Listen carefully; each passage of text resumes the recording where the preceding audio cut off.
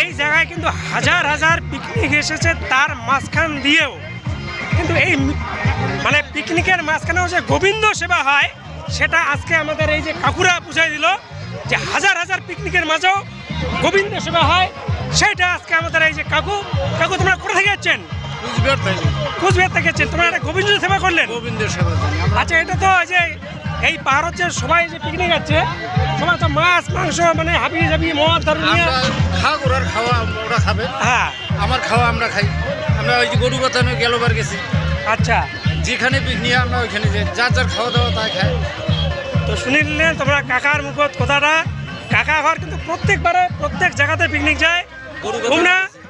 তোমরা হচ্ছে প্রত্যেকবারে হচ্ছে গোবিন্দ সেবা, হাজার হাজার পিকনিক আছে। এটা কিন্তু মাছ মাংস ছড়াছড়ি সেই তোর সাথে সেই জায়গাতেও কিন্তু কাকা ঘর এই যে দর্শকের মানে এত পিকনিকের মাঝেও কিন্তু গোবিন্দ সেবা করে গেল।